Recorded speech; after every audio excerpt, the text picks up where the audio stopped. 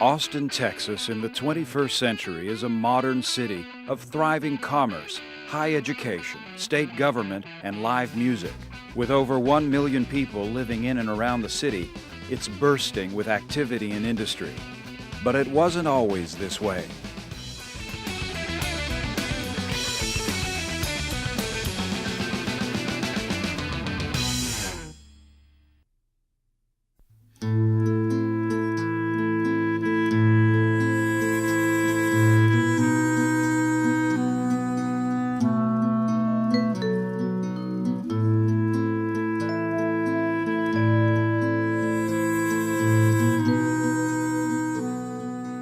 In February of 1839, Jean-Pierre Alphonse Dubois de Séligny arrived at the tiny port of Houston on the edge of the newly established Republic of Texas. Monsieur Dubois, a junior secretary at the French Legation in Washington, D.C., had journeyed south seeking to establish diplomatic relations between King Louis-Philippe of France and the newly established Texas Republic. Upon arrival, Dubois spent several months meeting with government officials, touring the countryside, and writing expansive reports to the French Foreign Ministry in Paris. In these dispatches, the young and ambitious secretary claimed to have traveled widely across the new nation and recognized the area's potential as a source of valuable cotton for the French textile industry, as well as an emerging market for French goods. The recognition of the independence of Texas by the government of the King will bring great advantages to France for many years to come. We have a glorious opportunity before us. We must not let it escape us. Jean-Pierre Alphonse Dubois de Séligny. Modern researchers believe that Dubois' dispatches to Paris were not always based on fact. For instance, Monsieur Dubois claimed to have visited San Antonio and Nacogdoches under a timeline that was clearly impossible under the primitive road conditions of 1839. He also failed to mention a quick vacation to New Orleans. However, the young diplomat's reports were persuasive, and on September 25, 1839, France and the Texas Republic signed a treaty of amity, navigation, and commerce. The young Dubois, flushed with success and the opportunity presented him, was assigned to be the chargé d'affaires of the French Legation in Texas. To add weight to his new role as the representative of the French throne, Dubois at this time added the title de Séligny to his name and declared himself to be a count, something the French ministry in Paris never acknowledged. In February 1840, Dubois, accompanied by his secretary Jules Dulong and two servants, Eugene Pluyet, his butler, and Charles Bodine, his Parisian-trained chef, arrived at the newly designated capital of Texas, the tiny settlement of Waterloo, alongside the Colorado River, recently rechristened Austin. The capital of Texas was at that time less than a year old and hardly ostentatious, consisting as it did of a few hundred people living amongst primitive log cabins and dirt roads, experiencing frequent floods and under constant threat of Indian attack. It was a far cry from the cosmopolitan trappings of Paris, but Dubois reported that his official welcome by Austin's first mayor, Edwin Waller, was warm and friendly. As events would prove, these first few days in the history of the French Legation of Texas would be the pinnacle of Dubois' diplomatic success. After exchanging the French and Texas ratifications of their treaty, Dubois quickly shelved his official duties and set off for another vacation to New Orleans. Sir. Upon his return to Austin, Dubois arranged for his personal furnishings to be delivered from Houston via a teamster, James Latham, whom he paid in what Mr. Latham believed to be counterfeit money. When Dubois refused to take the money back or exchange the bills for other currency, Latham complained to the Texas government. Rather than risk insulting the country's first European ally, officers in the Texas Treasury repaid the bill out of their own pockets. As events would play out, this episode was a harbinger of things to come.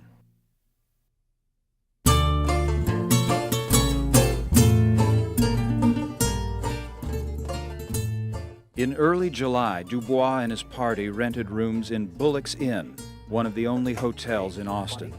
After a few days, Dubois checked out, but failed to settle accounts with Richard Bullock, the owner of the inn. This debt was never paid.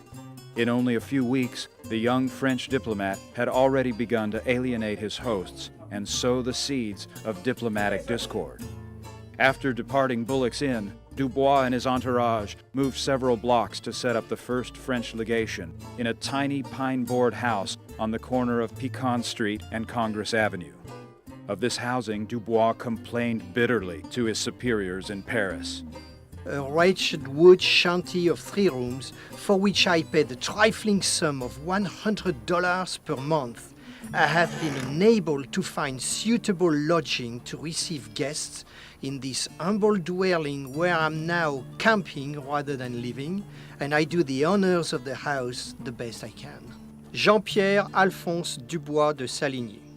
Despite his surroundings, Dubois worked diligently to impress Texas officials with lavish dinner parties in which fine French wines and culinary delights were presented and consumed. In an effort to find more suitable accommodations for an officer of the French court, Dubois de Saligny eventually purchased 21 acres of property overlooking the city from a hill just outside the boundary of the capital. Upon completion, this house was intended to be the seat of diplomatic activity and French-style entertaining for the young chargé d'affaires. But that changed with the outbreak of hostilities in what would go down in the history of the Texas Republic as the Pig War. The aggrieved innkeeper, Richard Bullock, kept a herd of pigs, which he allowed free roam through the streets of the city. The wandering pigs soon developed a taste for the corn kept in Dubois de Saligny's stable, and frequently broke down the fence to get at and consume the delicacy. Despite nearly daily repairs to the fence, the pigs eventually broke into the house proper, wherein they devoured several sheets of diplomatic papers and Dubois' bed linen. It was then that I followed the example of several of my neighbors, and I ordered one of the people in my household to kill any pig that came in my courtyard. But this order did not single out the pigs of the said Bullock, for, as they do not wear the name of the master on their backs, it is impossible to distinguish them from any others. Alphonse Dubois de Saligny. How many swine met their ends at the hands of the Frenchmen is lost to history. Pluyet admitted to killing only 5 or 6 pigs, but insisted that the thieving hogs had met with deserved Texas justice. Bullock, however, later testified that between 15 and 25 pigs had been most maliciously and wantonly killed with pitchforks and pistols. Twice, Pluyet and Bullock came to blows in the public streets, and on February 19, 1841, the Pig War broke out. An outraged Bullock was seen chasing a bloodied Pluyet down the avenue, throwing rocks, cursing, and swinging a club. To Dubois de Saligny, the incident was a major diplomatic affront. The Frenchman wrote James Mayfield, the Texas Secretary of State, bitterly demanding government protection for Pluyet. When Mayfield insisted that the matter be resolved in civil court, Dubois refused to allow Pluyet to testify on grounds that a French foreign national could not be subject to Texas courts. The legal case was never resolved, and the two men continued their dispute in the streets of Austin. So speaking, he shook his fist at me menacingly and made as if to strike me. I urged him to beware of what he was doing. Then he seized me violently, first by the collar, then by the arm, but disconcerted by my composure, he released me and I continued on my way, ignoring the insults and threats that he hurled at me. Dubois, outraged at the physical assault on his person, demanded the Texas government take immediate and energetic measures to punish the outrages of Bullock. Alphonse Dubois de Saligny. By this time, however, the Texas leadership in Austin had had quite enough of the disruptive and haughty Frenchman.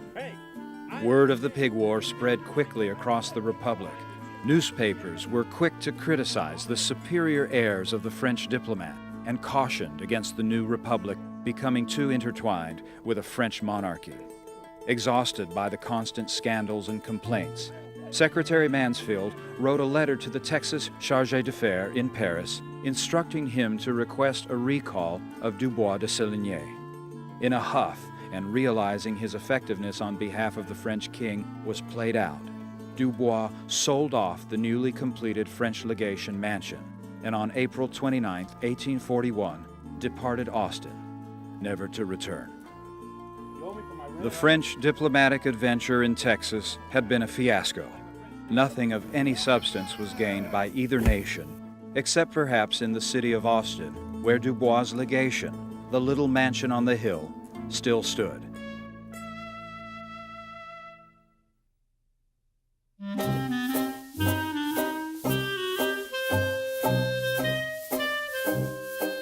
While it's impossible to know whether Dubois de Séligny ever lived in the house, it was built to his specifications and was designed to entertain and impress in the French style. Completed in the middle of 1841, the French legation was outfitted with fine furniture, a separate kitchen, and a small carriage house, and was cared for by Dubois' servants, who were allowed to live on the legation's grounds.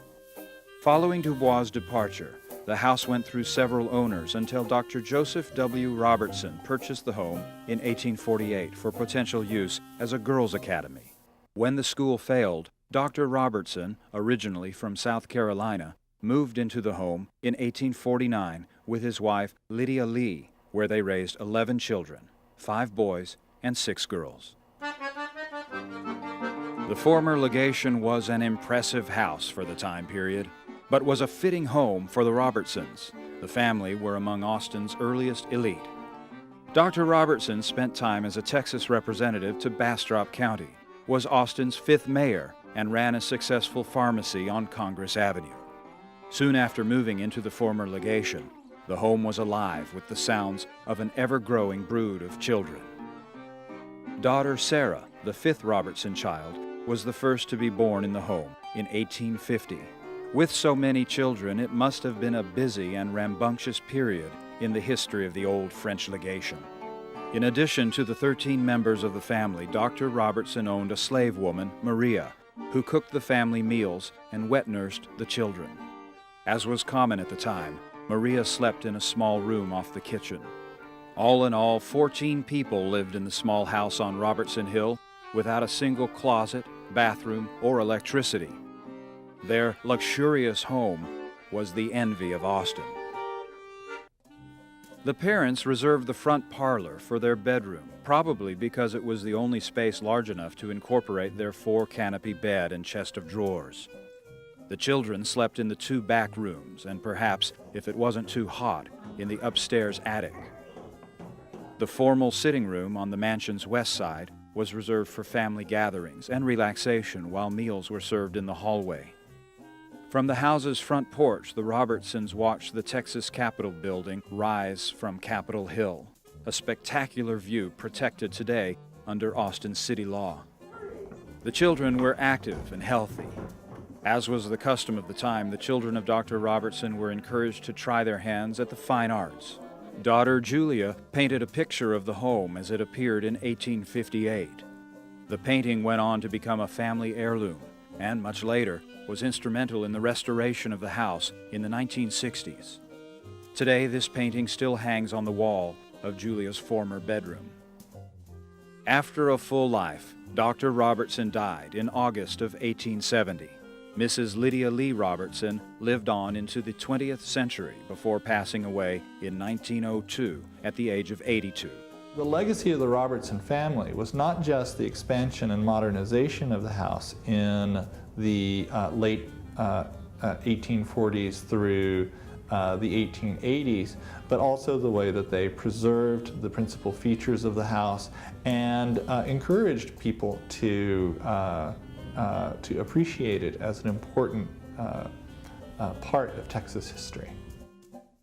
After the death of her parents, daughter Lily Robertson continued to live in the house. In 1932, Lily Robertson was joined in the house by her older sister, Sarah Robertson Smith, following the death of Sarah's husband. Originally, Miss Lily and Miss Sarah, 2 of the Robertson daughters, were founding members of the Daughters of the Republic of Texas. They were what we refer to as real daughters. They were the actual daughters of people who lived here during the Republic time. Once they got older and they realized that none of the rest of their family would be living in the house, they got very interested in having the Daughters of the Republic of Texas take it over and maintain it and preserve it as a building that was important in the history of the Republic of Texas. It's my understanding that they charged a quarter and allowed people to come in and tour the French embassy, which is what they preferred to call it. The two sisters lived together in their family home until Lily passed away in 1939. 6 months later, in May 1940, Sarah Robertson died in the same canopy bed in which she was born in 1850. With her passing, the Robertson era came to an end.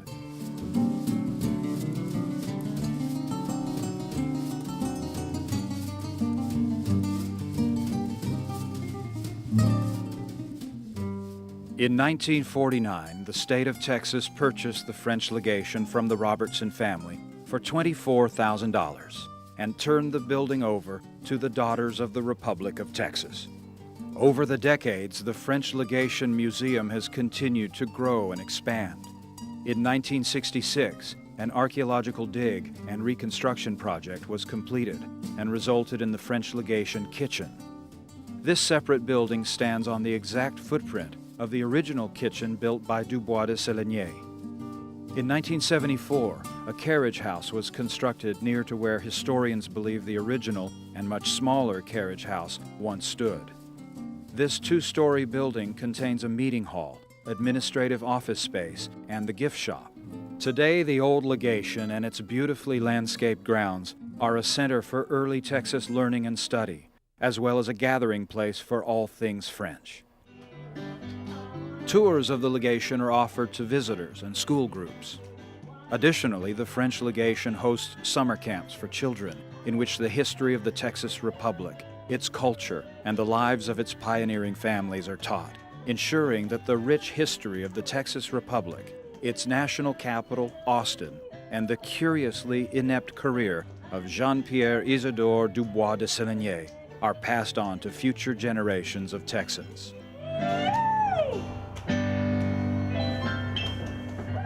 The legation is also a favorite spot for romantically inclined couples to hold their weddings and receptions. Once a year in midsummer, Bastille Day is celebrated on the legation grounds. Festivities include live French jazz, juggling exhibitions, and the playing of pétanque, a French national pastime, as well as plenty of French food, wine, and ambience. The French Legation is an important building in Texas history because it was the validation that Texas was an independent republic. The government of France recognized that and sent a man here to form a diplomatic relationship with the new Texas government. And this was the house he built in which he intended to do that.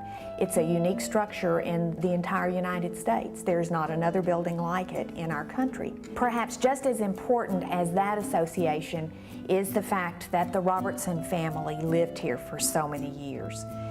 Dr. Robertson was an important figure in Texas history and in Austin's history. His family thought that this house deserved to be preserved, and they were instrumental in doing that. The French legation remains an immense Texas treasure. The house is the oldest building still standing in Austin by a full decade. Additionally, the legation is one of the very few surviving structures of the Republic era found anywhere in the state.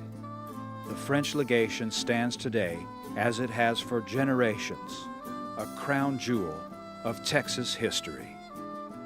The Daughters of the Republic of Texas were leaders in the historic preservation and movement from their earliest days, particularly in their efforts to preserve the Alamo in San Antonio, which is the first significant act of historic preservation in Texas.